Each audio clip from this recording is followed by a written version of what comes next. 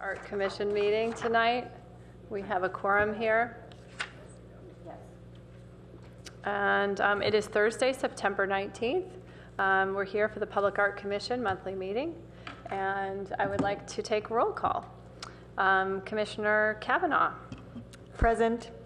Commissioner Ross is absent tonight. Commissioner Richter is absent. Commissioner Toback. Present. Commissioner Miyagi. Here. And Commissioner Collins. Present. And Commissioner Usich, I am present. And we are accompanied by our staff tonight, Elise DeMarzo, as well as our City Council liaison, Karen Holman, and also pleased to welcome tonight Nadia, who is new to the Public Art Commission or a Public Art Program for the city as of this week. So welcome, Nadia. We will start with any additions, changes, requests, or deletions to the agenda. One item that is moving to non-action is item number 3, the University Avenue Tunnel Project. The meeting that was planned to happen on that today was delayed, so that is moving out. Any other changes? Okay, any oral communications from the audience? And let's, yes, move to the minutes. We are going to look at the minutes of Thursday, October 17th. Oh, I'm sorry, Monday, September 23rd, as well as Thursday, September 19th. Hi. Commissioner Richter joins us. Welcome. Am I in the right seat? Yes. So does anyone have any comments on the minutes of Thursday, September 19th?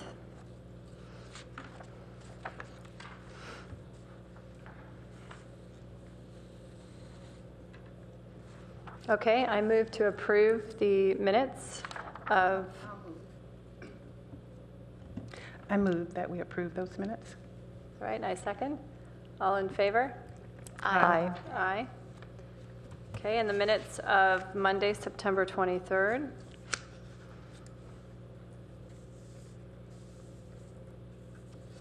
I move to approve the minutes of Monday, September 23rd. And I will second. All in favor? Aye. Aye. Unanimous? Okay, great. So we'll move on to our financial report.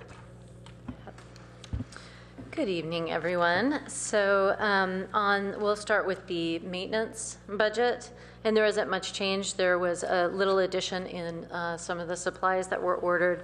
We will have more updates next month once we have a foundation poured for Skyhook and get the final number for the crane for Skyhook when that work takes place. There were also some supplies that were just ordered today for additional framing needs, so we'll have a more specific number on that coming up soon. So the remaining balance is $26,712.93 currently for the maintenance budget. Are there any questions on that? Okay. So if we move forward to the CIP budget, you'll notice that a couple of the actuals list got a little bit longer as we completed the Beth Nybeck installation, so her final payment was processed. Brad Oldham's final payment was also processed, and Anthony DeCenza received his first check for concept development for his project downtown. You'll see the remaining commitments for those projects under commitments. And so then of uncommitted funds, there's a little over $128,000. And then there are the future projects, including University Avenue tunnels, the stipends for those artists, the Aurora permitting costs, and the artists reaching communities, which then puts the available budget at $58,353.24. And these are carryover funds? Carry over? Yes, the CIP 58,000? funds carry over.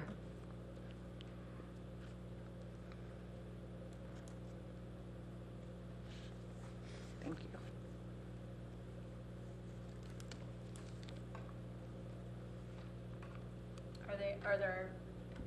Are there any questions or comments about the budget tonight?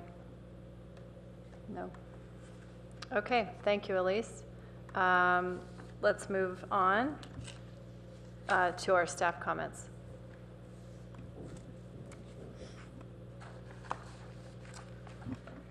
A lot has happened since we met last month, and we have met since last month, actually. This evening, we are thrilled to welcome our new Public Art Program Assistant, Nadia Chuprina. And this is really her first full day in the office, so she may be a little shell-shocked. I'm sorry. With more than 90 applicants for the position who were very well qualified, Nadia was the successful candidate. Most recently, she worked for the San Jose Museum of Art and the Office of Cultural Affairs Public Art Program for the City of San Jose. Nadia has experience managing large databases and has overseen conservation and maintenance projects. Her skill set will complement the current projects of the Public Art Program and the various objectives that we have underway. So, welcome, Nadia. Thank you. So, I guess next up is the realization I had today while I was putting together these comments, that since we last met, we have had 5 permanent installations take place, which I have to say has got to be a record, and not just for Palo Alto. So the slide you have here is of Brad Oldham's installation, which took place just a couple of days after the last PAC meeting. The installation of the stainless steel owl bollards called Wise and Whimsy took place just after this last meeting. The birds landed Saturday, September 21st, and look fantastic. The pieces reflect the environment around them, and the artist is looking forward to seeing images of kids and adults posing with them and playing with the reflective surfaces. Since this photograph was taken, the pavers have been put around the feet of the owls, and so it looks much nicer. So I will have to get an updated photo for you. They are protected in place, so as other things are moving in and out of the library and community center, they are protected. They're under blankets, so it looks like they've got a lot of tea cozies sitting in front of the library currently. But we're very pleased with them. The next item I have to share. Oh no, it came out small for some reason. Let's try another one. Is our friend Bruce Beasley. So October 2nd marked the installation of Bruce Beasley's Arpeggio 5 at the Mitchell Park Library and Community Center. The granite sculpture was craned onto the back of a truck early in the morning in Oakland and made the trip to Palo Alto over the Dumbarton Bridge. Yes, I even have pictures of it going through the toll booth. The piece is hewn from one solid piece of granite, was thankfully stable and sturdy enough to withstand the journey. The accent stones and blocks around the base will still have to be put in their proper placement, but it is anticipated that this will happen over the next 2 weeks. So there it is on the back of the truck in front of the front corner of the library with that green wall. And you can see in the bottom right-hand corner the base that it fit onto. And there it is, being craned into the air. And then there's Bruce. Just before we left his studio, he hopped up on the truck to pose with it. And there's the final thumbs up after it was in place. We were all very relieved to finally see it. Mm-hmm. Yep, it was very exciting. And I will say that there is a YouTube video of the final moments where it was coming into rest, and you can see Deborah Jacobs in the background in the arch, and you hear her go, woohoo, right when it finally touched down. So I'll have to send you the link. The next item is Beth Nybeck, and several of you were present for that as well. Let me pull up the first one. So Beth Nybeck, October 3rd was the unveiling of the Family of Bear sculptures at Hoover Park. Artist Beth Nybeck completed the installation earlier that same day. Little time crunch. Representatives from the Midtown Residents Association, Key School, the Parks and Recreation Commission, and Public Art Commissioners past and present, with about 30 children attended. Mayor Sharp spoke at the event and stayed for the unveiling and photographs. And as you can see from this picture, he was having a good time cracking up his audience, and the artist Beth Nybeck, who's there to the left. And the colorful parachute in the background is what we used for the unveiling. And so then we invited the children to go pull the parachute off of the bear cubs. And I don't know why these are so warped, I'm sorry, but that is probably about 12 children climbing on the largest of the bears, the mama bear. Yeah. So anyway, it was a very well-attended event. It was lots of fun. And and Commissioner Collins was there, Commissioner Kavanaugh was there, and I think all of our panelists were there, which was really nice, and former Commissioner Terry Acebo Davis was there. So the next installation to happen was Morgan Bricka and Jen Schultz led a Girl Scout troop in completing a mural at Juana Briones Park, October 5th and 6th. This small budget was generated through the Municipal Percent for Art for the construction of the new bathroom. So, let's see. So there's the Girl Scout troop in front of their mural, which came out beautifully.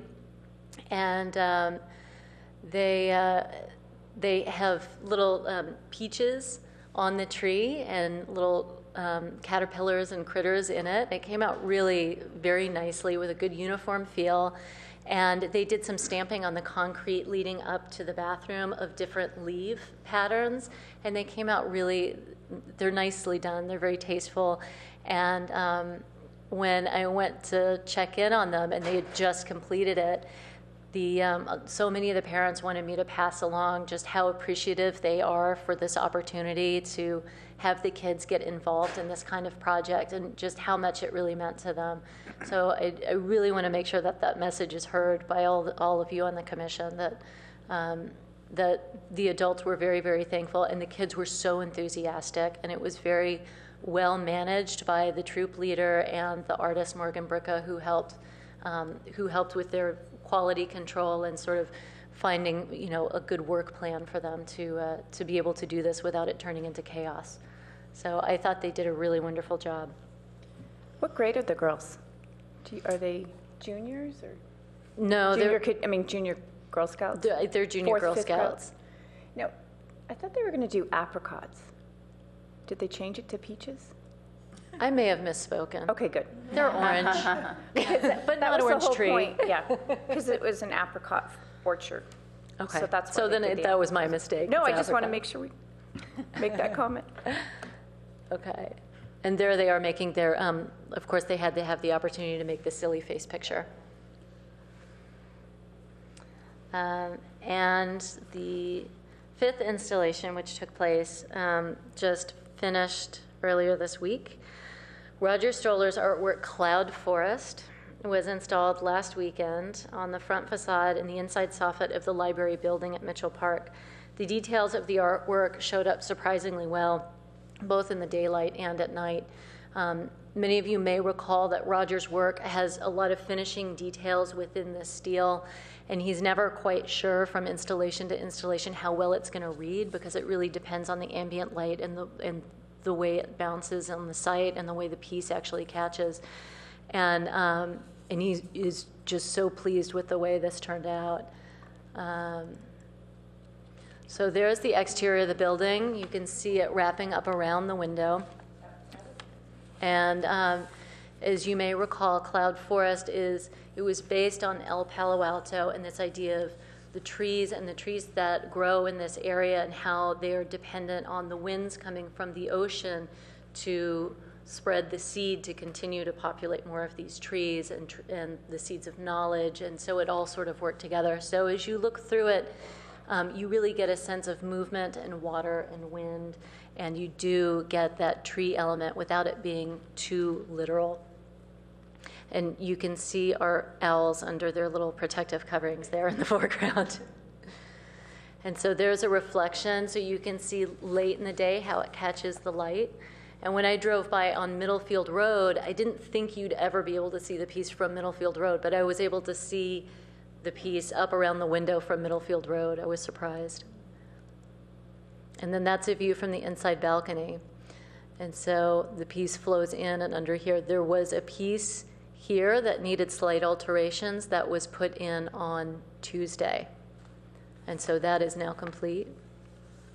But you can see the way the piece reads from inside and outside. Sleep yet? This is amazing. I mean, this was just put in Tuesday, the last piece of this? The last piece of it, but the lion's share of it went in Friday, and Saturday was the really big installation day. Wow. Busy. And so here you can really see the details of the finish, that within those strips, there are different kinds of brushes that come through that catch the light, and so it really captures that sense of movement. Oh, now we're back to Beasley's truck. So I think that is it for staff comments. Phew. Nicely done. Thank you for putting in all those hours to do all of those installations. My gosh. You look fantastic. This was a big month. Yeah, agreed. That's great. Okay, let's move on. We're going to move on to a presentation brought to us tonight by Commissioner Toback, sharing with us art projects and places going on outside of Palo Alto. And one inspiration for this has been our discussions about forming new subcommittees focused on looking at different areas. And this comes from the innovation subcommittee, thinking about what else is going on out there that we can be aware of and gain inspiration from. So I'll hand it over to Vicki. Yeah. More eye candy, this time from other parts of the world. Is it in this folder that it's coming up in, or what subfolder is it in? I would think so. Or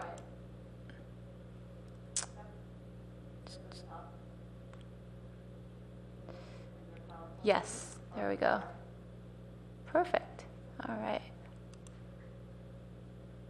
Okay, so we thought we'd just quickly go through some of these, and we chose these not just for how interesting they look, but also in some of the backstory in them. So as we go along, I'll talk about how these were made and some of the ideas behind them. So this Just to maximize this one screen, we can put it in. Click on the bottom. slide. Let me just go up here. Full screen. There, it was doing it. And then you should just be able to use Scroll. your little, yep. Perfect. Great. All right. Okay. So this is all public art from across the globe that's gone up pretty recently. I'd say within the last 6 to 8 months. So this first piece is in Rennes, France. And when the French artist Bruno Pinato was asked to create a work for the former headquarters of the French telecom firm, he actually decided not to add or invent a new form, but to underline the original structure, which was the antenna and the control platform, and sort of paint by light. The work was switched on October 3rd, so earlier this month, and it's become sort of a new emblem of Rennes, which is the capital of Brittany. And it sends out these Morse code messages, sort of in luminous flashes. So I thought it was interesting to do this kind of work in sort of this very, old school part of France, and the community there apparently really loves it. This next slide is a work by Candy Chang. It's called The School of the Future, and it's a work that she did in Mobile, Alabama. And she created an installation that invites people to contemplate the role of schools, the role that they play in shaping our values. And it's just a few blocks from the first public school in Alabama, which is abandoned. She calls it the School of the Future, and it's an installation that brings attention to the shuttered school to help us contemplate the things we learn, the ways we learn, and the roles that our schools play in making us who we are. And so she filled the room with red balls, and she invites guests to play and to remember their childhood. One central ramp leads to a vintage school desk, and she has a notebook, which you see there, and it invites guests to pause and reflect and to leave a note. So it's pretty interesting how it's interactive and fun, and sort of quiet, but also very active at the same time. And the question that she asks people to respond to is, what do you think is important to teach our children? And what do you wish you had learned while you were at school?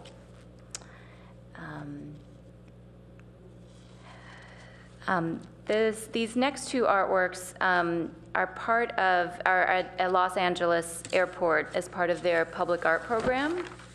I should also say that the budgets for all of these works were not readily available. Otherwise, it would have been interesting for us to know what the budgets for all of these were, but that's just not something that's easily gettable.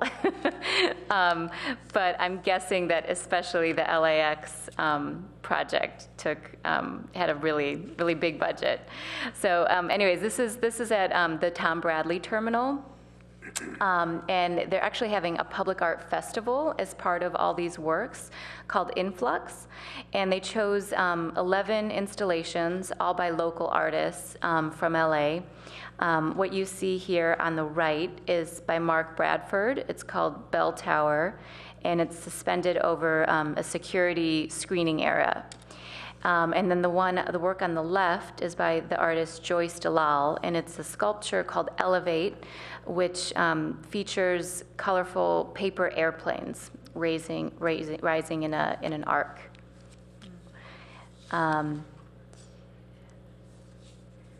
Let's see. This is called Robots in Public Space in Sioux Falls, North Dakota.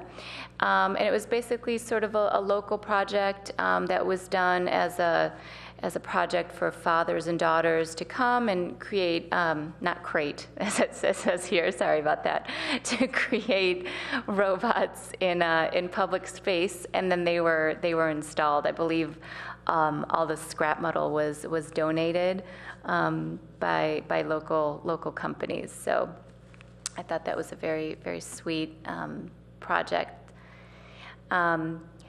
This work, it's not really a public work because it was shown inside at the MoMA, but I thought it was a good example to show of a public-private collaboration that was initially commissioned by Restoration Hardware, which is our neighbor in Marin.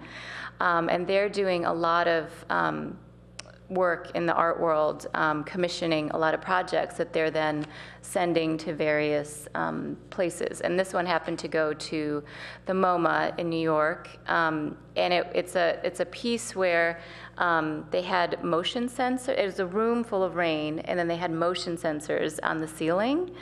And so when you walked in, it sensed where you were, and in that area, it didn't rain. So it was, as you walked around, the motion sensors followed you. Let's see. This work is in Hamburg, Germany.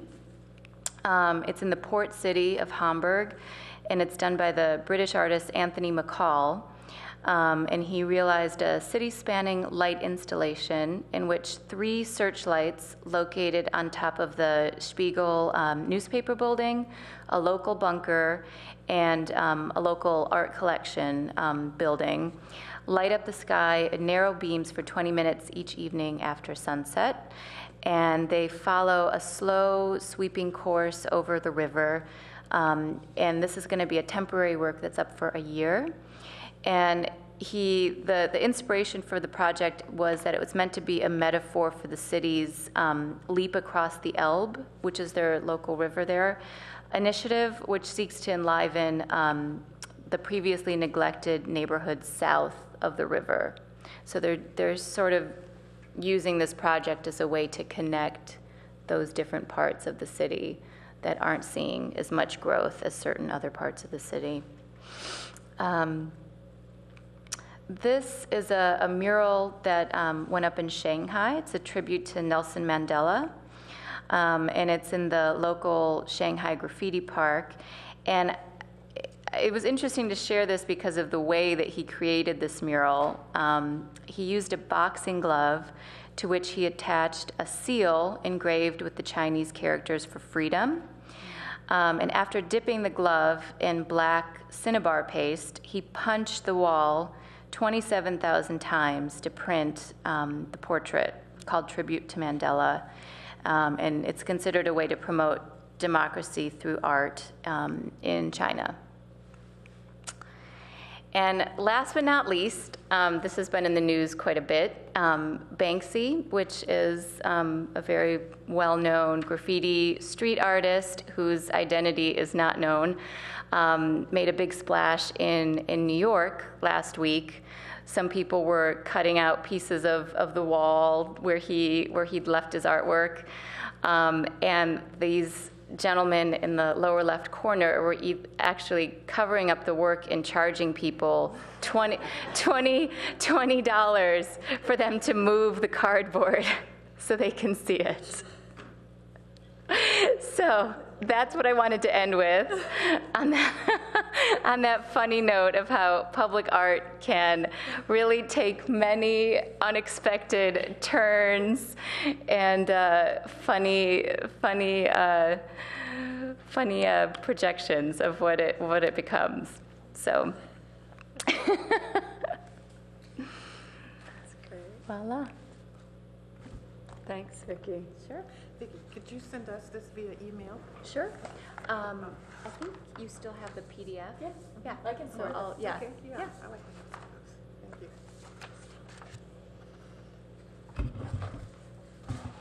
Great. Thank you for that. Okay, we are going to move on to item number 2. You have in front of you a document that's called Rationale for Funding of Major Public Artwork in City Hall Lobby. Elise is going to be talking to this project. I'm realizing we have not received this document until tonight. No, we got an email to us yesterday. Did we? Yeah. Okay, so a couple people here did not receive it. It was distributed at the last meeting, too. Oh, this when is we the same discussed it. document? Yes. Oh, okay. I thought it might have been a new one. In which case I was going to give us time if it was a different document. Okay. So then I will hand it over to Elise to talk to this project. Sure. After all the inspiration of the last bit of eye candy from Commissioner Toback, it's kind of exciting. So City Hall Lobby, I hope you all have had a chance to look at the document. We did discuss it a little bit at the last meeting. So the Commission saw a presentation about the possibility of incorporating a new media artwork into the City Hall lobby at the last meeting, with the impending construction intended to expand the public art space to create a more engaging, interactive environment. This is the opportunity to leverage existing construction to support a new interactive artwork. While the Commission has long discussed the desire to bring an impactful, interactive new media piece to Palo Alto, there's been a shortage of opportunities, both in budget and also in finding a protected indoor public space in which an art piece could be installed to engage the largest possible audience. The construction itself will only yield a % for art budget of about $25,000.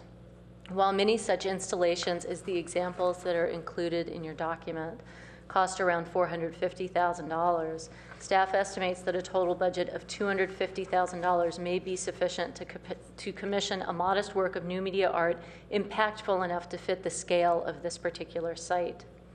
Staff believes that with the support of the Commission, we may be able to get other departments within the city to help fund the artwork and also to reach out to outside funders. Time is of the essence since the construction is slated to begin in January or February, and our selection process typically takes about 2 months. The sooner an artist is on board with the architect, the better integrated the artwork will be and the more effective it can be. You can see some of the examples of the type of engaging artworks attached to that document. So some of them are more based on Twitter feeds. Some of them can be impacted by environmental monitors or sensors throughout the city. Some of them are more physically interactive with people who are actually in the lobby. And I may have shared with you before some of the overall vision for the redo of the lobby. So the main wall of the community gallery essentially would be blown open with glass walls, and that area behind it would become a new open meeting space in which the current lobby could have chairs brought out into it, so it would create a different kind of meeting space than the Chambers currently offers. Of course, the desk would move out, and the idea is that a new media piece could be situated on that main wall currently where the city seal is, or there could be a sound installation or a light installation or something to that effect that could be really impactful in that lobby.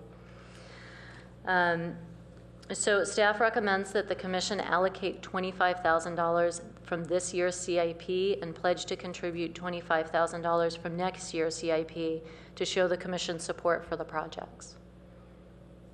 So that is it. That's the recommendation. Okay, so I'd like to just open up for questions and conversation. So that 50,000 would be in addition to the percent for art coming, which is also 25,000. So that would make a total of 75,000 for the budget? That would, over the course of 2 years. So that would get us $75,000 toward the 250 that we estimate we would need. Okay. By the way, I have to compliment you. These are really great examples of this new media art. Like, these specific artists are do really good work, and I think would fit really well in that project. And so the other part of the budget, is that again like would be a public-private thing, or how would? There are some departments within the city that we believe, once the commission is willing to put some money behind it, that we can get others to follow suit to support it as well, because the vision for the lobby impacts many departments beside public art, and they're very interested in making sure that this is an engaging and interesting and activated space. But, can you talk to Elise a bit on the timeline as far as how the project necessarily would need to be linked to the rush for the construction of the new lobby, as opposed to the option, the linkage of that. And we talked a little bit about that last time with regard to, clearly new media pieces needing to have mostly specialized types of wiring or opportunities for video or sound. And there are definitely ways to think through what kinds of possibilities there could be in a space like that when you're building the space, that would then decouple the timing of them starting in January with the selection of an artist, so as not to to rush that process, or to be able to fundraise or look at what are the opportunities without being rushed about it. Can you talk to that? Yes. So, I mean, we feel like the timing is pretty critical on this, simply because you do want to get your artist on board as soon as possible, so that when, they're working on finalizing plans at this point, and so we want to make sure an artist can get in there if they want to put wiring or lighting for projectors or sensors in other parts of the room, that we aren't just limited to commissioning an artist who can have an artwork on a monitor on that back wall, right? We want to be able to have more options than that. And so that's really the driver, that, always when you're bringing an artist in, the sooner you can have them on board, the more successfully integrated the artwork can be. and the better that the architect can plan for and accommodate what the artist will need to put the artwork in. So I believe the opportunity here is a great one, you know, and I think there's potential for a lot of interesting and creative and stunning projects in that space. You know, and we're looking at, you know, interestingly, as we talk about 1% and what in lieu fees could bring for the city, right? The funding could really change for what's available to pool and do public art projects in our city, but we're not there yet, and we're not making a choice about that budget now. We're looking at, you know, a number that represents half of our annual budget.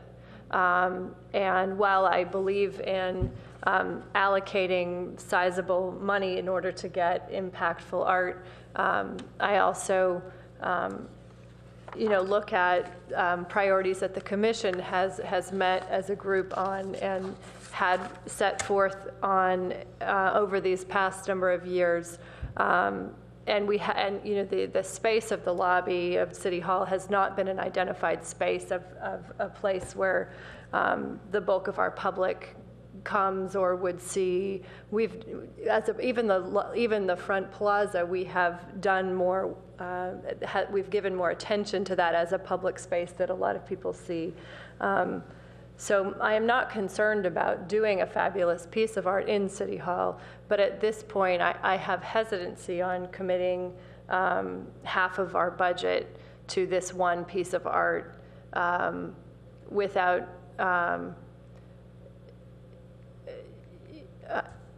further,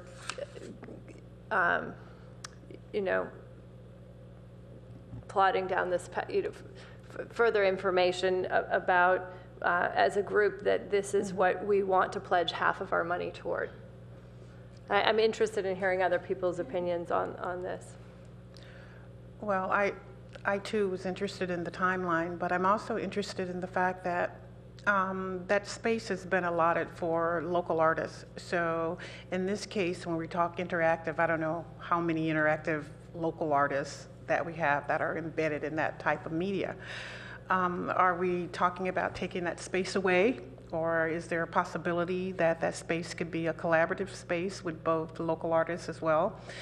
As far as the budget is concerned, I agree with Larissa in her thinking, primarily because we have other projects that we have logged on to that are committed funds in our budget but are not moving.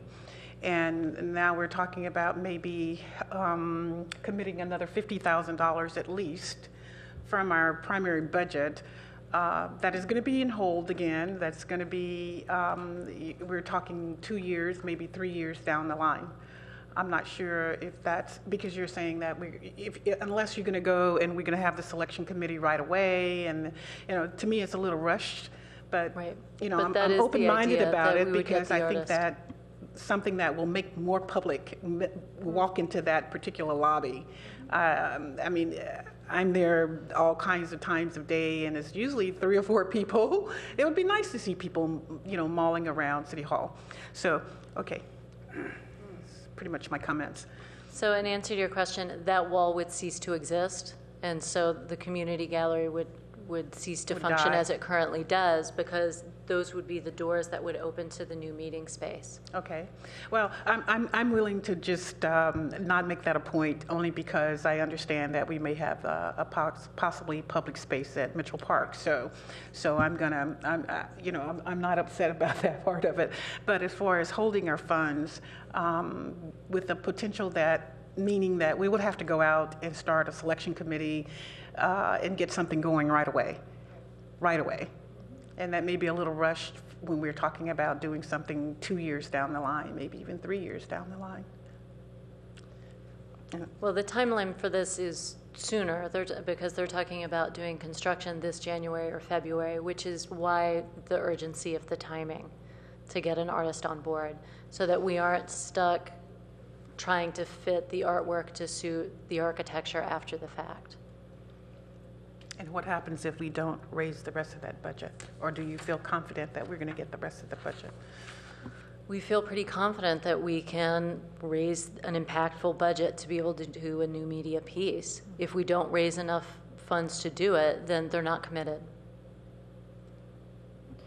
Can you walk me through what timeline you're thinking of getting, like who you would want to get on the committee, the selection committee, when that would happen, and how it would all come together by January? We haven't begun to think about selection committee quite yet. Right now, we're just working on language to launch for the pool of new media artists who might be interested in this opportunity, but we would also keep that pool of new media artists to use probably over the next period of 2 years for any projects that may come available. And how would you do an RFQ, an RFP? Would you target these artists, or would you do a broadcast as well to all artists? Well, we're targeting new media artists in particular, and so that would be the target. And so we would leave that open for about a month, an RFQ, so they would submit samples of past work as they normally do. And then after that closes, then we would have our selection panel to come up with a few artists who could then create proposals specific to City Hall. So because that selection process itself takes a couple of months, that's why the urgency of the time has come up. One question too, related on timing and funding and so forth. As at this point in time, we would not be seeking funding from private sources. Once we have a commitment from the Art Commission of funds, then we can go to our internal partners, see what's available, and leverage some of those connections as well. So it would be a pretty quick chain. City departments for funding, not outside funding. And then it would go to outside, yes. How much time are we talking about in order for you to know that? I think that's what Your mic. everybody's talking about. Your mic. I think that's what everybody's talking about when they talk about timeline. How soon are you talking about, if we made a commitment, how soon are we talking about you knowing whether or not those other departments are on? Because I would not want to do it to say that we are totally putting our money out there until I know if there are other departments that want to go in to do this. So facing the idea that we need to make a commitment, are you talking about you need one tonight from us? Is that it? We were hoping to get a commitment for $25,000 tonight. If we do not raise the funds don't disappear from your budget. It's simply showing other departments that the commission is willing to financially support at this level. So what's the project. timeline on that for you? Is it 30 days? Is it 60 days from now? Is it 6 months from now? I think that's what. For what? For getting the other commitments. Do you have a timeline set up for yourself to say, we're doing it tonight. So do you have something for the other constituents that would be involved in this collaboration? Once we have that commitment, we would start having meetings with our city partners next week. So I don't think there's a firm deadline on when we would say yay or no, nay, we have the funds, but we would move on it immediately. And do you have to have both years committed to tonight, or could we commit to the initial 25, see what the internal partners come up with, and then commit to the next year's 25 at a future meeting? So that's an interesting question. The discussion we had before with other staff was, if you commit the 25 from this year and pledge the intent to do 25 the next year, I don't believe that you can commit future funds at this time, that you would actually have to then vote again in the next fiscal year to commit those funds, was my understanding. Do we have a couple commissioners we haven't heard from on this? Do we have, you nodded? Yeah, I'd like to ask a couple of questions. So I think just following on Commissioner Richter, I think what she was asking about is, it seems to me that if you are trying to, fit the deadline of start of construction, that you need to give yourself a deadline. So for example, if you hadn't gotten some kind of commitment within the city to match these funds within 60 days, for example, that you might take that as a sign that maybe it's not going to be a success. So I would want to see some kind of deadline like that. I mean, I think my biggest concern is probably that it's more of a 10% of the total construction cost, which is a significant amount of money. And as a commissioner, I guess if I were to get behind a big Palo Alto project, I'd love for it to be thoughtful and be something that we do all have time to kind of plan for and work together to do. And while I'm a supporter of public art, and I want to be sure to support public art, I want to support this project. I just, I'm not sure that we have the justification to know why $250,000 is the magic number. And I know you gave some examples, and you said that there are projects that are 450 and 450,000 and up to $1 million or 850,000, but do we know that any of those artists are going to want to do an installation here? Do we have any idea rough costs of what it would be? I mean, there's just a lot of questions to do that. Having said all that, I mean, I guess I would be prepared to, I feel like it's almost more matching funds. You know, I mean, it is a big commitment, and I think that we as a commission want to have a clear objective of supporting public art. But I just feel like it just wants a little bit more time to be able to consider it. So I think I'd be prepared to sort of, as I say, see it as matching funds, like committing $25,000. It's sort of like going to Vegas, right? Because because you might You might lose it all. You might lose it, and that would be a good thing because you maybe get something for it. You know, like 10 days of entertainment or something. I don't know how long it takes to lose $25,000 in Vegas. Maybe it was well worth it. And in this case, maybe we'd get a really killer new media installation, which I would be excited about. But there's also the possibility that we get it back, you know, and then we get to go to Vegas again. I don't know. So anyway, I think the other thing I was just going to ask was, do you know what the estimated timeline for construction is? I mean, is it like a 6-month renovation in that City Hall lobby? I can't imagine that it's much more than that.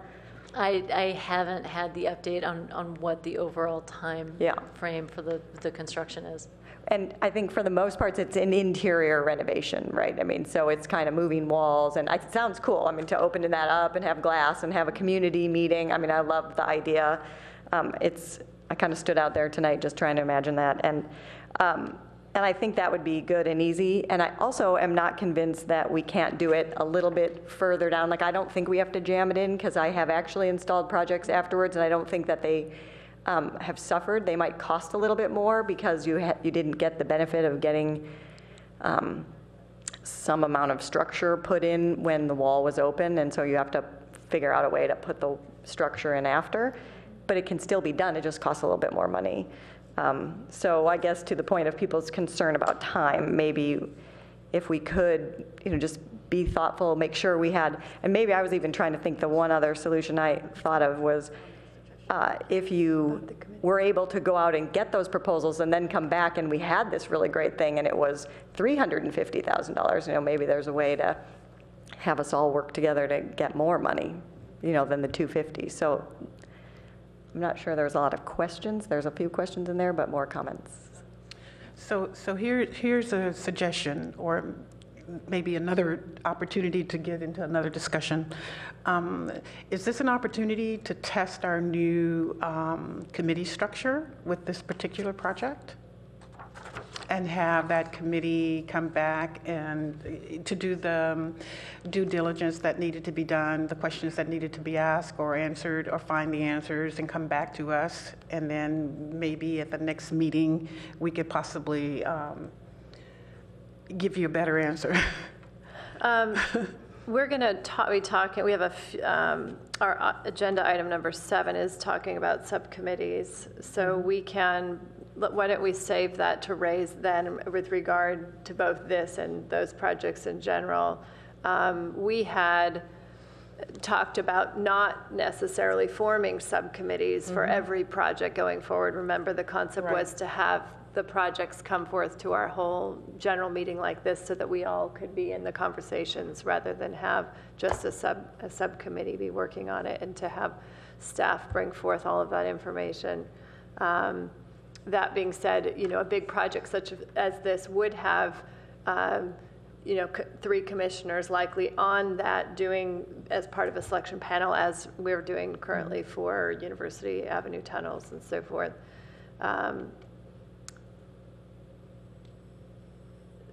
So, I mean, I think this does good show a test. flaw, because Right. in the whole, I think the big thing here is, I mean, I look at myself as reading the Palo Alto online and looking at the comments and saying, do we have any community support? We're not reaching out to the community to find out if this is something they want.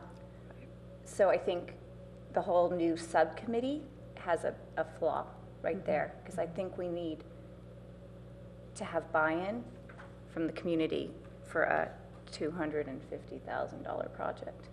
Yeah, Trish, thank you for raising that. It's something actually that, while I haven't brought it up in our conversation tonight, I've been in conversation when we've had our executive meetings with staff and with chair, vice chair, with regards to this project and others in general. What are the right avenues for gaining that public input?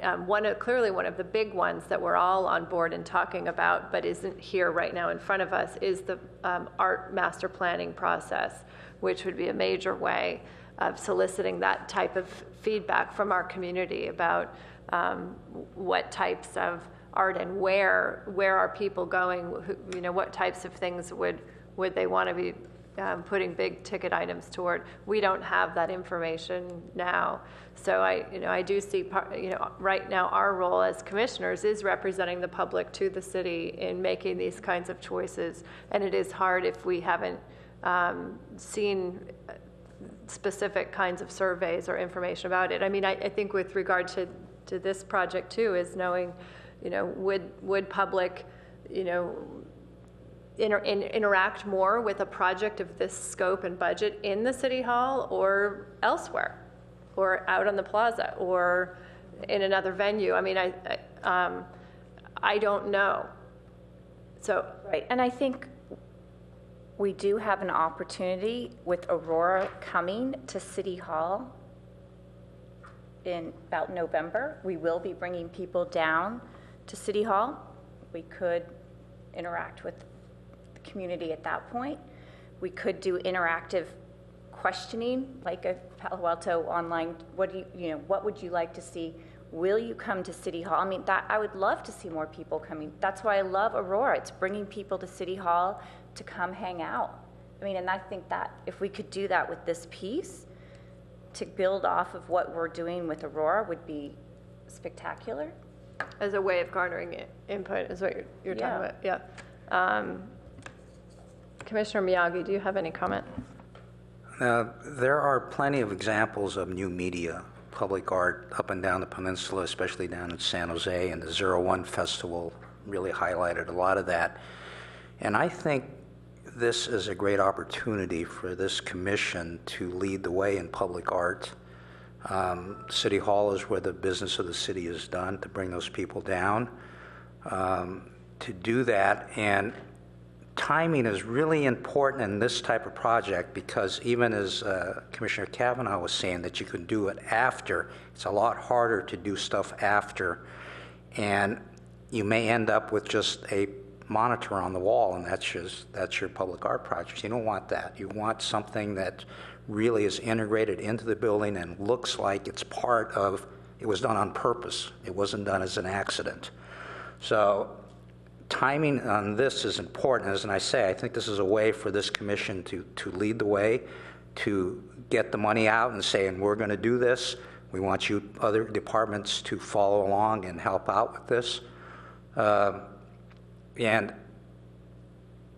you can have meetings, you can have public meetings to have people come. And my experience in public meetings is the people that are interested are going to be there. You're not going to get 10,000 people at a meeting. If you get 20, you're going to be lucky. And those are the people that are going to be interested and the ones that are going to say something about it, and those are the ones that are going to lead the public art. So I think, like I said, this is a great opportunity to lead the way in this project. It's short-timed, I understand that, but I think it can be done.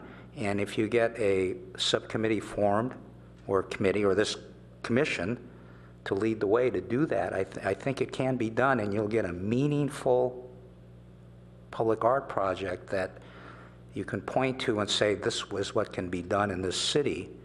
And so I think it's a great opportunity. I think it needs to be done.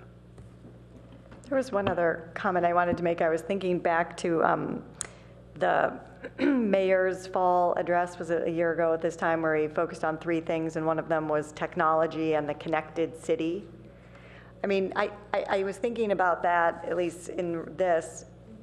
That wasn't as explicit, was it? I mean, that connection, drawing a connection between this city hall and this tenure and this project, was there that connection? I just missed it, or? Well, I can't say that the project is driven by the mayor, but there is a big push for connectivity and for transparency and openness, and to make it more the people's space. And so that is certainly one element that has been a big focus of the council and the city manager as well.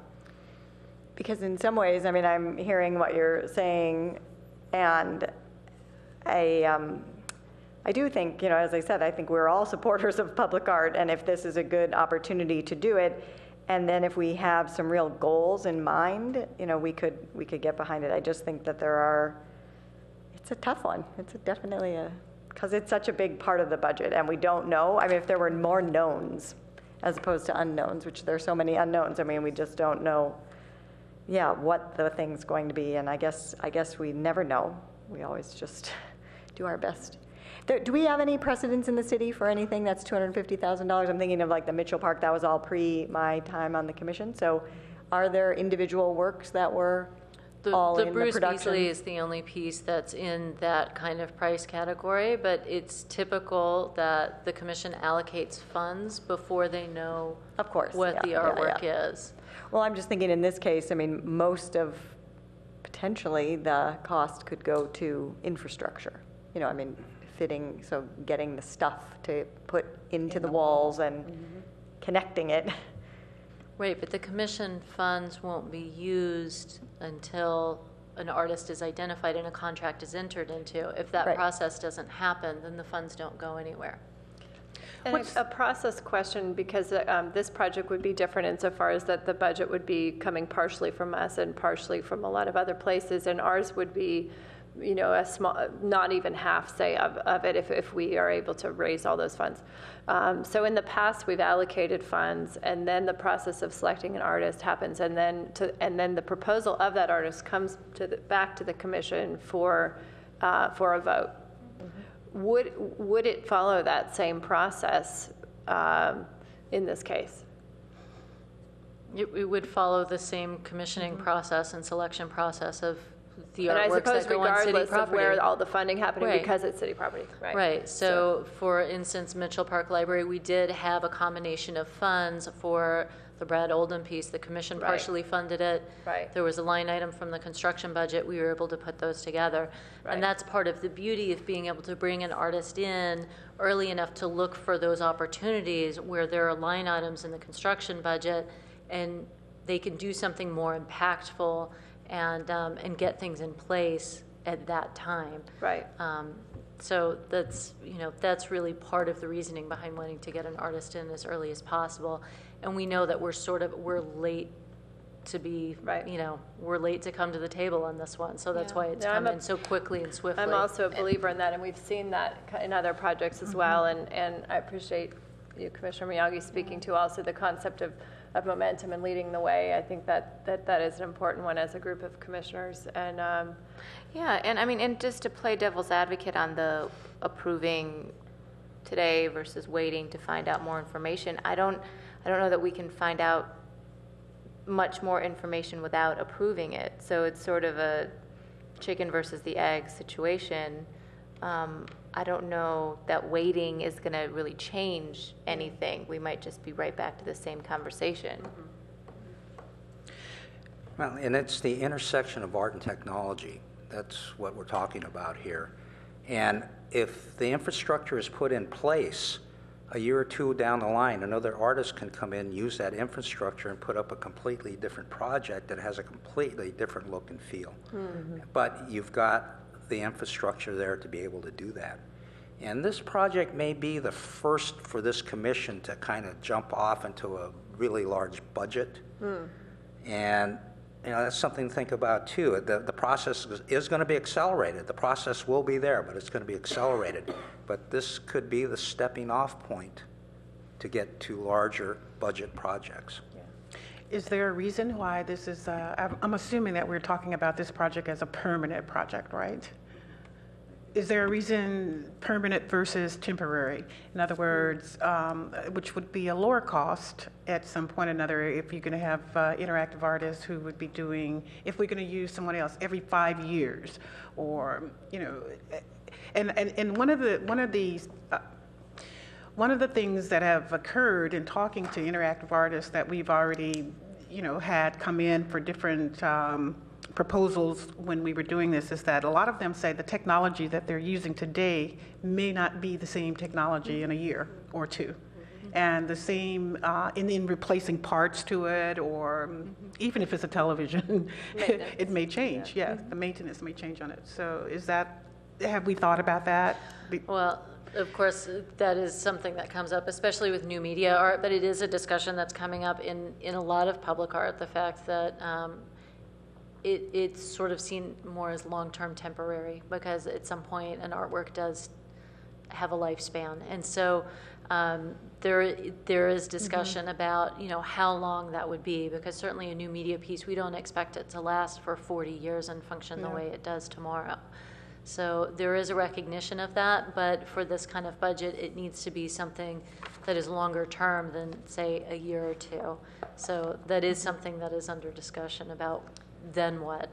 But still, putting the infrastructure in place to support a future project is an important first step, and that takes funds and it takes the opportunity. So I'm going to move our meeting forward here, I think. Yes, Karen, I'm sorry. I saw you holding your hand up to me, and I wasn't just saying hello. waiting, please. But hello. A lot of the comments that you all have made really resonate with me. I'm a little bit nervous about this, because there's a lot of responsibility that lays with this commission.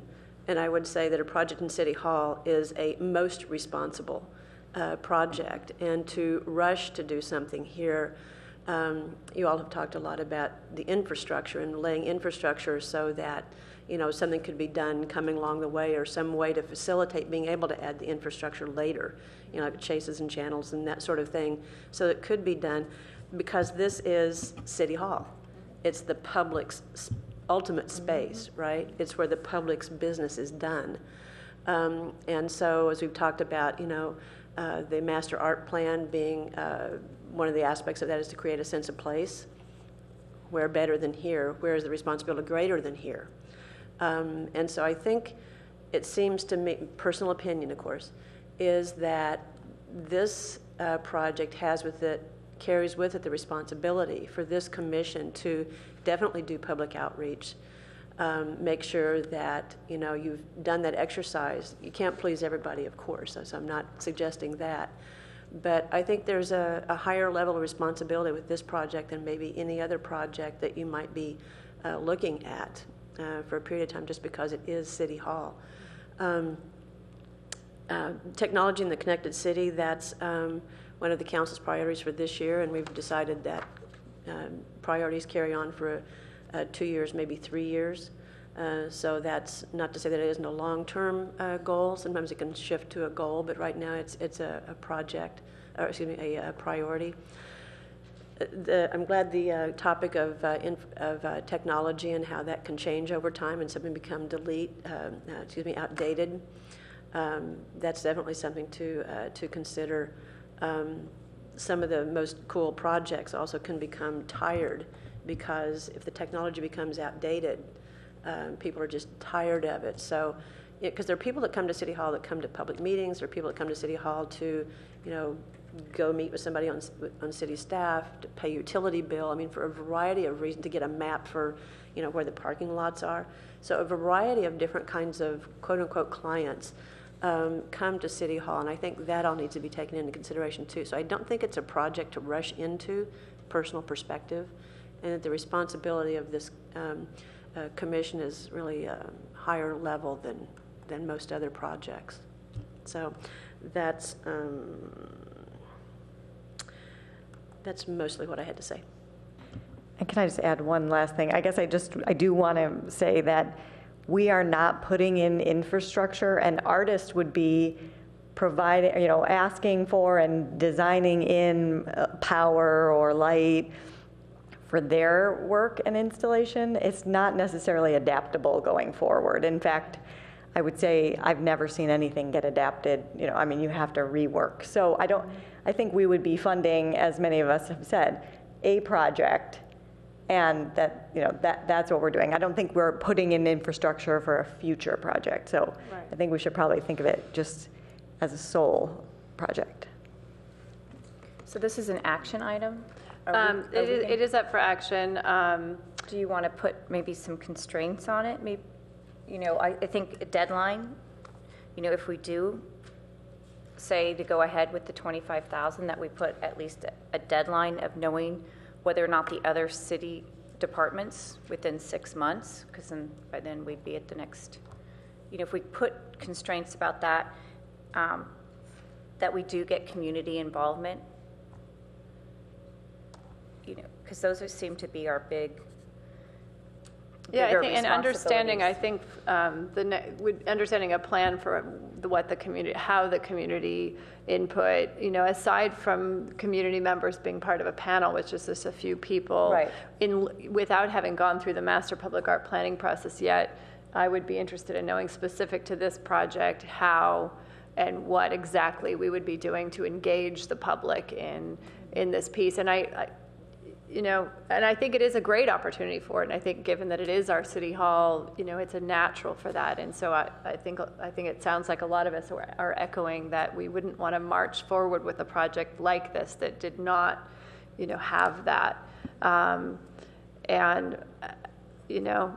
think it's, there's a lot of opportunity here and there are a lot of unknowns here. And so I think this is what we're we all I'm hearing a lot of excitement about the potential for this, but also a lot of sort of not knowing, well, what is this? And is it going to be a project of 25 or 50,000 or 250,000 or 4, all of these things. I think, that being said, I would like to go forth with a motion on this at this point. And I would like to ask our commission to go ahead and commit $25,000 of our funding as a match to the existing percent for art, knowing that is, gives us a solid commitment in saying that we believe in City Hall, new media art, and as we've said, this is a venue for new media art, which we don't have other places, an indoor venue like this to be able to expand our collection, to have this type of art,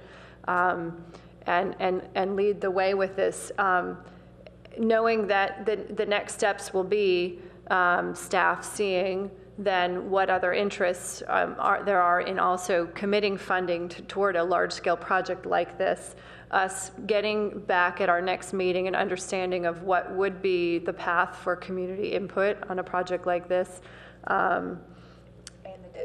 as well as I'd like to hear back from staff on what deadline you're seeking to know as relates to construction. At what point does that, can we not commit on it, and would we then have those funds that we could allocate toward other things? So I would like to move that we do vote to commit $25,000 towards I second your motion. All in favor? Aye. Aye. Aye. And all opposed? No. No. Wait, I don't. Sorry. Okay. Are all in favor of this motion? All who are in favor of this Aye. motion? Aye. Okay, I'm opposing. And all opposed? Commissioner Richter. And just as part of that research, can we get some numbers for like for these projects that were examples? Can we maybe reach out and see if we can get an idea of what kind of budgets they had? Sure. Yeah. And also, when we do the RFQ, that's a moment in which we also ask artists to submit what the budgets were for various projects. So by initiating that process, it also gives us a more complete picture. And so the first step in this, in tandem with seeking the funding sources at this point, is a call for requests for qualifications of getting a pool of new media artists who would be potential candidates or have potential interest in the project. And the budget would be $250. And to Ally's point, as far as, I mean, we did a call like this on University Avenue, right, where we had committed 15 and 15 between Stanford 15 and Palo Alto Art Commission 15, so 30 currently, but we're looking at projects that could be double that without having yet identified the rest of the funding while the calls for the artists are going on. To this project, Elise, how would you envision that?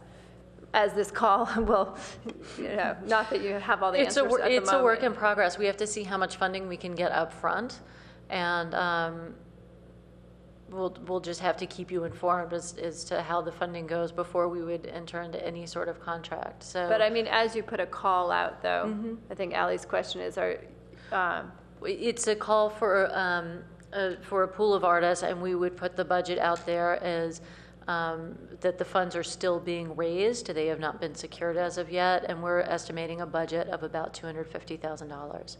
And so you see that is fairly common in calls as well, where the funding hasn't yet been raised or could be uncertain, or in a construction project where the exact percent for art funding isn't quite there, that you give them a ballpark but just let them know up front the funds haven't been raised as of yet.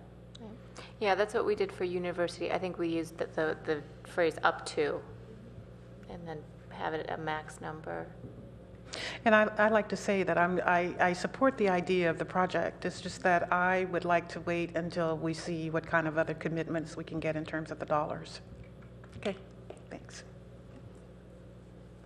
okay, we're going to move on to item number 3, which has become a non-action. So we have a short update by staff regarding the selection process and approval. No, we don't have approval tonight. We have an update from staff on University Avenue. So the update is very brief. Unfortunately, we had to postpone our selection panel meeting, and we don't have a new date as of yet, but I will update you when we have that, and hopefully we will be returning soon with an artist proposal to seek approval from the commission. Okay, and then on to item number 4, also by staff, an update on the percent for art. Have I mentioned it was a busy month? Yes. So earlier this month on the 8th, was that just last week? Really? Okay. So last week we went to Policy and Services and presented a plan for public art and private development. And there were lots of great comments and insights from the Policy and Services Committee that we received, and Commissioner Kavanaugh did speak on behalf of the ordinance, which was in draft form and is still in draft form. We got some good input and had some good questions from the panel to not incentivize the in lieu fee. There were some very good questions about maintenance concerns, about architecture, interest in conservation of existing works, getting artists engaged really early in the process. And it was clear that the panel had been paying attention to public art in other cities and brought up lots of examples of what they had seen that was successful and what wasn't. And there's a real recognition that that with public art you aren't necessarily going to please everyone, but that there are so many positive aspects to this process. So overall, it was an extremely positive meeting, and we were referred to go back to that we'll go forward to council, and I think we are tentatively scheduled for December 2nd. And so at that time, we will have a more fleshed out ordinance. We will have some clear policies outlined. So staff is meeting with some of the other departments to really look at what those procedures would look like, what kind of documents need to be created to give to developers and to give to the staff over at the development office, so that it's clear and that it's understandable, and so that it isn't throwing a big monkey wrench in everything, that we're in line with the approvals process and their timelines. So we were very excited to see it move forward. I don't know if you wanted to speak to it. You were there. Just one thing, just for maybe clarification. The non-incentivization of of the in lieu, it was such a small percentage that it didn't seem like it was going to have much of a function. And also, and those of you who were there can correct me if you understood differently, but also it was kind of the perception that a lot of the developers or people who are doing projects are going to just not want to be bothered and think it's going to be easier to just like pay an in lieu fee instead of incorporate the art into their project. So we didn't really need to incentivize it. Just keeping the dollars on an even keel seemed to make as much sense, if not more. Thank you, Council Member. And for 5 years, we started off 5 years ago with just a % for art for the public public financing of projects. And now it's taken us 5 years, full term, to get to this ordinance. So I wanted to say thank you, because in the beginning, we weren't sure if we were going to be able to do this. Now we have the school district, so. For those of you that are interested, we just assumed that the school district was included, but now we understand that the school district is a separate autonomous organization that needs to, we need to ask them if they want to buy into % for art. One other personal comment, and I didn't say this at Policy and Services, but just for what it's worth, I look at East Palo Alto often and some of the challenges that they face and how art can make a difference in people's lives and such, and I hope that there's some way that this additional % for art can help, us work with East Palo Alto to kind of have some kind of joint project or collaborative project that might help them as a community, which will also in turn, of course, help our community. Thank you. It was a wonderful meeting, and I sent an email out after thanking staff for all their hard work in bringing this forth. And like Allie, I'm just thinking back over the years to what's been leading up to this, which I think has been a lot of work both on the part of staff and I know on the commission. We've every year with council in sharing what kind of inspiring things as a city we could head toward and innovate toward. I think all of these things we together have been marching down this path, and it is exciting to see us here. And so I just want to say thanks again for getting us here this past month has been huge, and this was a big part of it. Didn't forget you, Elise. We went to thank you too. Thank Council Member didn't thank Elise. No, I was looking right at her. I was thanking her. And I did. Yeah. Okay. Yeah. Yeah. Yes. So. And just to recognize too that Rye was there, of course, too, and helping with the presentation. So since she's not here tonight. Yes. Yeah. No, as staff of both Elise and Rye, huge in getting this all pulled together. Yeah. So with that, we're going to go on to another topic which has been long under discussion, and we've had a lot of hopes around getting this launched. And Elise tonight has for us something to show on our artwork in the collection becoming a real live online database. And you thought it would never happen. So we've been working very closely with our friends in IT and in Civica to create the online database. So The online database is one portion of the revamp of our public art pages for the public art program and the commission. And so just revamping that information, making sure we have more things available. They'll be updated regularly. We have sufficient eye candy. We have that donate button we've been talking about for a long time. We have a way to sign up for e-news, all of those kinds of good things.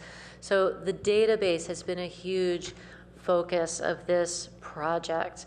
And the reason for that is twofold. First of all, the commission and council has talked in joint meetings and for years about making sure that the inventory of the city of Palo Alto is visible and open and accessible to the public. And so the database is an important way to make that happen.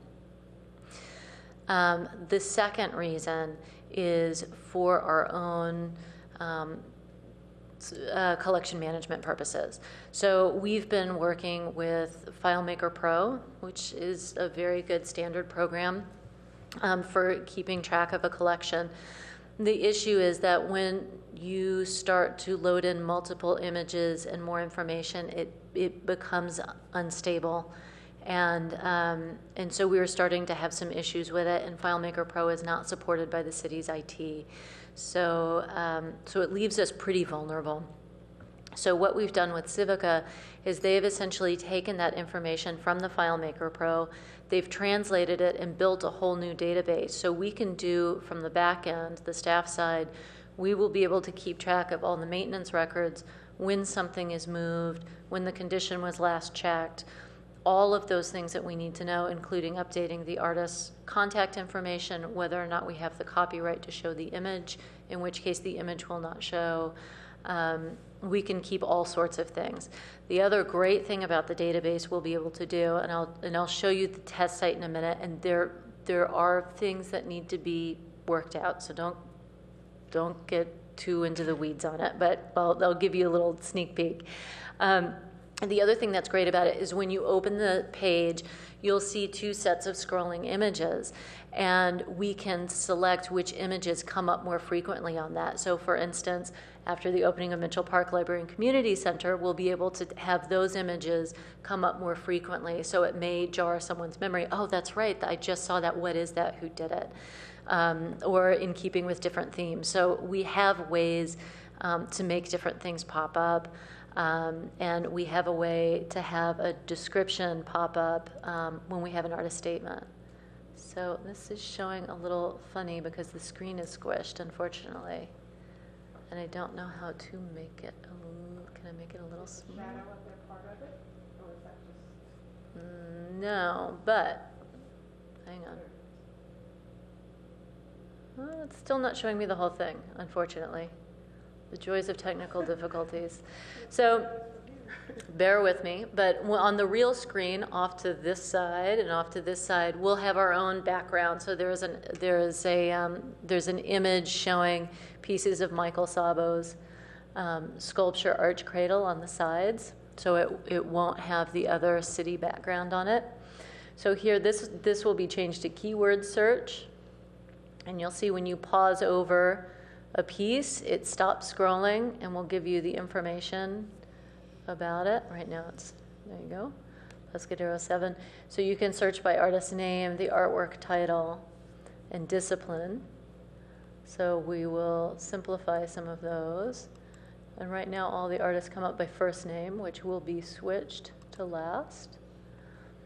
And then, let me see if I can get this to work.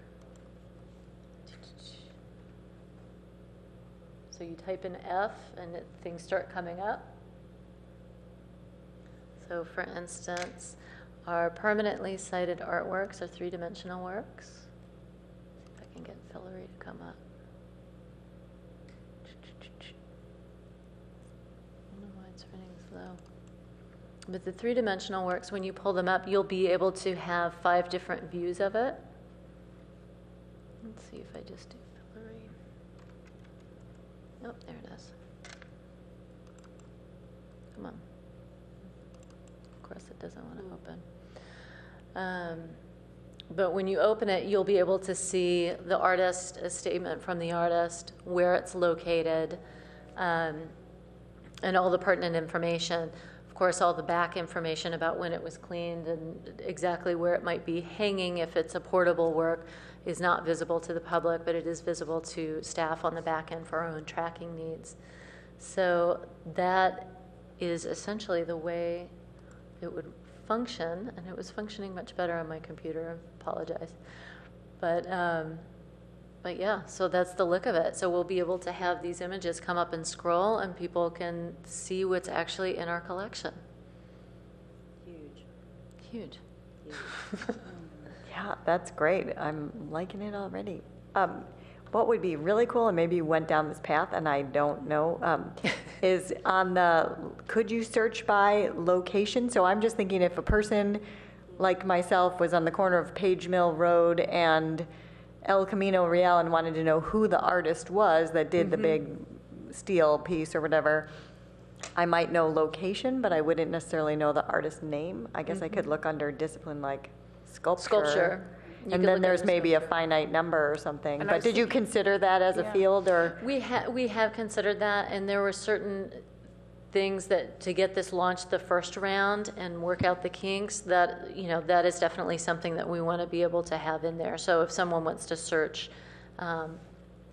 by location, so that's something that comes up, and it's just a matter of linking the keyword search. And I've seen how some other sites do things like that, whereas if people come here and they just are interested in kind of seeing some of the city's collection, but they aren't really searching for anything, there are nice ways of handling that, like a browse by option, browse by location, and it can be so that you're not asking them to search for something if they're just wanting to look at, and part of it is doing that by just flipping things by, but I think it could be interesting to think about other ways that they could just browse the collection or know about it. And we had a discussion today about, and it doesn't currently function this way, we're going to see if they can, where if you went into search and just clicked return, then if everything would come up. So you could browse the entire collection, because I think what primarily shows up here in the browse is something like 28 different images, and it changes each time I come on here. Some of them come up more often, but there are always new ones that come in. So each time you open the page, you'll see different ones, even if there are some selected as showing up more frequently. So I like that aspect, so you're not seeing the same thing each time. Councilmember Holman. This reminds me, Kathleen's question actually reminded me that the Parks and Rec Commission was, and I'm not quite sure what the status of it is, working on an app. So, yeah.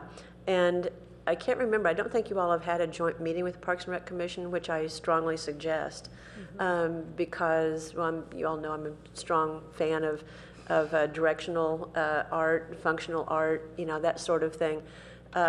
Love the bicycle out in the Baylands sort of thing. And so perhaps these pieces of art and their locations could be plugged into that app. So when people, you'd shared that with us before, and I contacted them about that. And at that, I haven't heard. I heard back from them and said that would be great for us to share information about this. But at that point in time, it wasn't proceeding forward as the. Are you talking about the 311, the Palo Alto 311? Not an amount. no. Or No, it was a separate app that would that people could get, that would tell people like what bike path, what walking path they were nearest to, or what connected to what. but it's different from the city app that they Yes. were working on? Okay, this is Yes. a separate thing. I'm Okay. not aware of any attempt to connect them. Not to say that they shouldn't, but Okay. this was at least starting out to be a separate app. So, I mean, it seems to make perfect sense that you could connect this with Parks and Rec. And Google Maps is another place we want to connect Yeah. it. So Google's doing all of their public art, online, and that's something that already people wouldn't have to have the app. They already have that. Yeah, And exactly. one thing I shared with Elise is being able to link to we haven't seen yet, maybe you can just go to a page that is for one piece of art. So if you, for filler, maybe it will work for a different one. So if you go to an individual page, every piece of art has their own page that shares the information that is specific to that artwork, the year, the artist, the medium, where they have them. And I don't know that any are live currently because I don't know that they've been edited necessarily, but some of them have fields in the database right now that do include a description, which is really a wonderful thing to have as a statement about the art. I don't know if any of them are live as of yet, but that field exists in the database, and so when those are populated, you could go there. And something that was great to have is that if that one page on that artwork is a specific URL, so that it can be linked to from that Google app or from wherever, or say, Mitchell Park is launching and the PR says, to see that artwork online, that people can go specifically to that art without having to go through this whole thing of searching the collection. Or I think another way that people would want to see is like to see what's new, right? And you don't want to have to search everything to know, well, what's happening right now, and that can be addressed with doing another page or featuring the Mitchell Park art. I mean, this is one aspect of it, but. And just while we're on this tangent, do we have our social media ducks in a row in terms of do we even have Palo Alto Public Art Twitter, or We haven't had the staff capacity to monitor some of those things. That's something we will look to get into can we in at the next least year. grab the handle? Yeah, just to have it, because if someone else were to get it and then start tweeting as us. Yes, that would be bad. Yeah. The fake Palo The Alto. fake Palo, yeah, because we just approved a project for, no. But yeah, just to at least hold it and not necessarily, but when we're ready to start, That's a good point. seeing as we are Palo Alto. There is a Palo Alto, Texas, What? Palo Alto, Texas. There is a Palo Alto, Oh, Texas. right. Okay.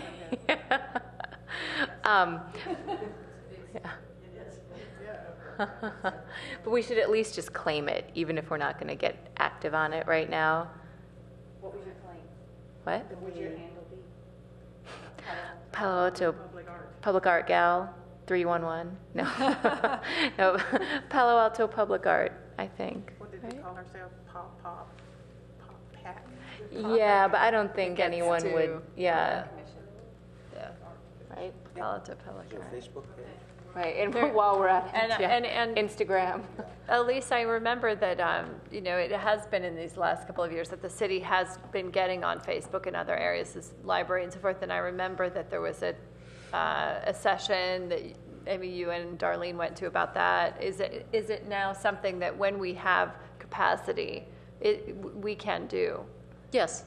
We're allowed to and so forth. There were questions about that as far as comment and people responding, but I guess it's a matter of being able to keep an eye to know. It's right? a matter of being able to monitor it regularly, and Right. we just haven't had the staff capacity to really commit to doing that. So You we haven't will been busy now. with anything else. You haven't been busy with anything else.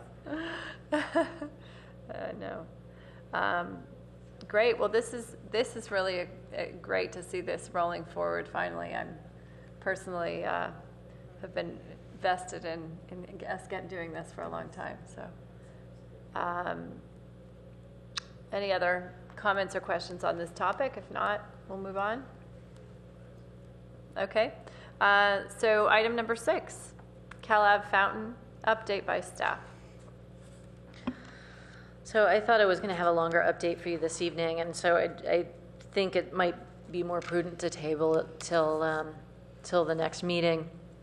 But I do want to let you know that they're working to start construction on that plaza this winter, so they're looking at December. There's a lot of coordination efforts going in between the landscape architect and planning and transportation, as far as everything that's taking place on the avenue and the plaza itself. And so there's a lot of logistics to be worked out to make sure that we have a well-functioning fountain that isn't going to break down in a short period of time, that is maintainable and that looks good. So I will come to you with a more complete staff report next month. Okay, great. Item number 7, subcommittees. I'm going to continue our conversation regarding organizing into new subcommittees. This is a follow-on to our several meetings that we've had in the fireside room together to talk about organization and how we move forward away from the 19 subcommittee format into something that is smaller and more defined as far as what we're doing. So the 4 subcommittees, again, that we've talked about having are governance, with the role of looking at policies and procedures, identifying a commissioner toolbox for new commissioners, and making recommendations to staff on areas of policy and procedure that need updating, clarifying, and so forth. The next one we had was outreach, which covered a few different areas, developing recommendations around ways that we partner with other organizations in our city, other parts of our city, internally and externally, as well as other commissions and boards. Potentially also could include partnerships that could be a fiscal partnership for a project, as well as outreach. Can be educational in talking about our commission and what public art is doing in Palo Alto, recommendations on ways to extend our message through marketing PR as well. Then the third one was subcommittee on innovation and looking at best practices of other public art programs, as well as interesting projects that are going on around the world. Being able to look outward and know not only what's being done, but how it's being done, and what are ways that other public art programs are operating.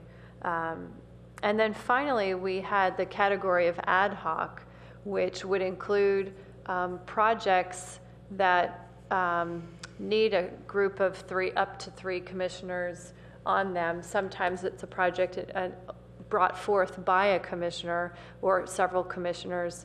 Our current example of an ad hoc subcommittee would be University Avenue tunnels, which currently has existed and is active in process right now. But moving away as a general whole from having each project that comes up to the commission immediately forming a group of 3 commissioners who then are part of a project team. That instead projects are brought forth at this meeting for us all to discuss and deliberate on and vote on. And so I wanted just first to open up the conversation to all of you, as you've perhaps had time to mull this over since we've talked about it, to think about, and to your point, Allie, bringing up earlier tonight, is this a format that we're ready to march forward with? Do people have concerns or feel that anything's missing, or still wondering how would things actually work in this capacity?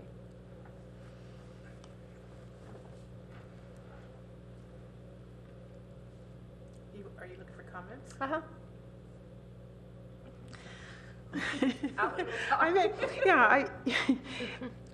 I enjoyed the sessions, and I enjoyed the fact that we're going to be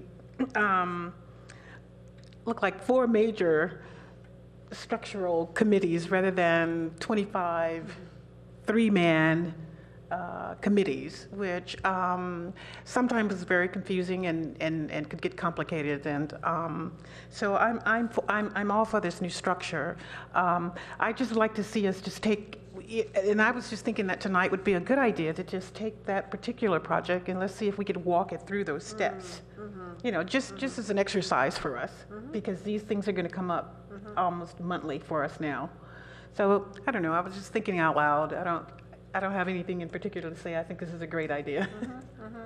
No, it's a good point as far as the practicalities of how of how that works. And so shall we talk, do that, talk about how Do it as a that project, practice. would move forward through this. I mean, I think one of the things that you were at one of our meetings that we had, but in another one of them, we had talked more on a project basis that, commissioners, as they have in the past, actually have shepherded projects through the process.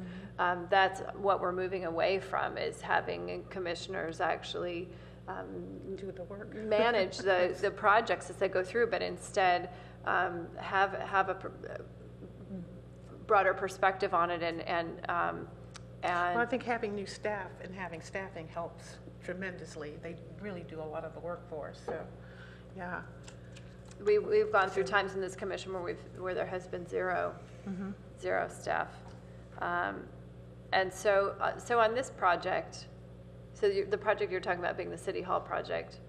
I don't know, it may be too early to test it using this procedure since we don't have a lot of the facts, but as the facts come into us, as Elise get back to us in the next 30 days, we may be able to put this to a test, I think. Although I Just guess a I didn't practice. think that the subcommittees per se were kind of project-based. So I think, I also They are am supportive of the committees, and I like the fact that it gives everybody a chance to kind of work more together on things, because it did feel as a new commissioner coming in the winter of last year that everybody was kind of already down a path, and I had to kind of wait for either to bring my own or get involved with one. So I think this makes the work a little bit more similar to other commissions, I guess, because the body of the commission is doing kind of advising in the community, if you will, around art. So anyway, I wasn't thinking that it would go through. So I think about if you run it through. So for example, governance, there's not really anything that would be related. It was more like the governance subcommittee, I think, was going to kind of work on documents that would have helped me as a new commissioner have a toolkit to understand what the roles are, how people work, and so on. So it might talk about, I think Ben had said in one of the meetings, about how we kind of need to lay out like a process so people would know how to actually get a project done in the city if they wanted to. If a community member wanted to come out, if I'm putting words in your mouth, please stop me, but I seem to recall that was an important one. Anyway, so that would be governance. And then innovation, I liked the idea of, similar to what Commissioner Otoback did tonight, was the idea that we bring broader ideas and hopefully engage other people in broader ideas of what art can be, and it doesn't have to just be a three-dimensional sculpture or a painting on the wall. So that's, again, just sort of enriching and educating. And then the outreach, I think, is the tricky one, certainly, because it's the two-pronged, it's kind of a marketing and PR outreach thing, but also this partnerships and to some extent, that's business development, right? So it's an arm of marketing. And I guess that would apply in this case because we're trying to get other partners within the city. So that might be a good example of if some couple of us were focused on that, then we might say, oh, in my conversations with so-and-so and so-and-so, I think they would be a good partner in this. So that actually, by having a successful subcommittee who knows people in other areas within the city or in other commissions or so on, we might naturally be able to bridge that gap. So that seemed, that's probably the most appropriate. And then the ad hoc, I guess I understand to be more of as needed, right? So where we have to focus on something, we can kind of come together and focus. But it sort of sits in the back burner until we need it. So for all those reasons, hopefully that was a convincing and accurate summary. I actually like the subcommittee process, and I don't know from the policies and procedures standpoint, can we just vote on it? I know it's just a discussion item tonight, but could we put it to the agenda and do it, or what is the process? We can form them without, it's not a voting item. We can choose as a commission how we organize ourselves, and it is not something we need to vote on. And I would also think under policy and procedures, since I've forgotten which commissioner brought it up, but somebody was interested in whether you're going to use an RFQ or RFP or those kinds of things that could be possibly in there, and the steps that it takes, how you file, how you put your proposal together, where it goes, because I think that was one of the problems that we had once before with the proposals not coming through the commission. The proposals go to the, who's the secretary? The purchasing department. The purchasing department. And once they go to the purchasing department, we're sort of out of that loop. We don't know what happens once it's checked in, but we need to know those processes as well. So it may be something that we could even put together as a general document for anybody that would come and would be doing business with the city. And particularly the fact that the city does not always pay you. You will have to wait on those payments. And some of these people, as I was looking at the budget tonight, some of these people have been working on some of these projects for 5 years, and they're just now getting their final payments. But that's because of delays by other people and whatever. So it may be interesting to tell an artist that you will not receive if it's $250,000, you will not receive that $250,000 in one lump payment, and that it will be contingent upon other things. Those things are important to know. So maybe that's in a contract, right? In their well, contract. we don't know what's in that contract because we don't see it. But I think it's probably going to be brought back to us now, right? We talked about that at meetings last year. Well, we work out a payment schedule with the artists, and so generally it's standard practice, depending on the size of the installation, that you withhold 10 to 15% of the overall commission until the final installation is complete, because that is part of their scope of work as well. So we can't release the final payment until they've completed the work. Yeah, I mean, we understand that, but I'm saying, do artists actually understand it? Because I remember that we did have an artist who came in who asked us I don't think he got money up front to do anything, and I'm thinking about the Verlander situation where, if an artist doesn't know, and in his case, I think in particular, because he was doing this for the first time, and if you're a first-time artist and you've never done this, you do need to have some kind of guidance. So maybe that would fall under that. And if everybody thinks that's okay, then that's fine, but I just don't think so, because we're getting a lot of local people who get involved with these processes and they don't know. Matter of fact, one of the commissioners who actually sat here on one of the, actually said, the reason that I'm on the commission is because I want to know what the process is. So. And you bring up one point which I would like us to follow on. It doesn't belong right now in this conversation as a follow-on, but I think it's a really good point which we've raised before with regards to, is it a best practice or not that commissioners see the contracts that our city goes into with an artist, because it has come up before that we don't see that, but yet we're the body that an artist comes forth with a complaint about or so forth, and yet we are not the city entering it. We're not the party, the group that's entering into the contract, but does it make sense and at what point in time? And that would be a process thing for us to address, but thanks for raising that because it is something we've touched on before. So I think, and to follow on quickly as well, and I don't know if this would, all fall to the governance subcommittee or if it would be broader than that. It feels like it could touch a lot of us, which is, I think we have a lot of areas where, having some more policies and procedures, but also for the audience of the public. I've been looking at some other sites recently of cities who put a lot of information out there about, if you want to do a mural, this is how you do it. This is, wanting to really provide a lot of help as a city as to, if you want to bring art to the city, here's some guidelines for that and so forth. I think we have a lot of potential for doing more of that. And we've had, students come forth to us to bring ideas for where they do their projects. But I would love to see us have more out there and available so that if an art teacher in one of the high schools wants to pick that up with their class, it's really clear about what they can do and there's a process around it. So let me just throw that out there then. To develop things like that, do you guys see that with as far as these subcommittees go as a partnership then with staff and governance, or would it be would we need a different, I mean, that right now is kind of I think you're going to have overlap Uh-huh. with the committees. And as a new person, I was a bit surprised, not a bit, I was a lot surprised by the number of subcommittees that were here. And I think going to these 4 subcommittees is a good idea. I think it's a period of transition for this commissioners of what it's been to what it's going to be. I think one part is project management, which I feel should be with staff. And now that they're getting more people, they'll be able to handle that and maybe even have contract project managers. And like I said, I can see overlap between some of these committees, subcommittees like governance and innovation, coming forward with best practices, things that can be put into new policies, things that this commission can do. The ad hoc and the outreach especially could have a lot of interaction, especially like the project here at City Hall. Maybe you want to get a partner with the technology. HP comes to mind, but somebody like that every few years can upgrade the technology so you're always current. And it would be a good opportunity for HP or some other partner to be able to showcase their new technology as well. So there's a good partnership that could work like that.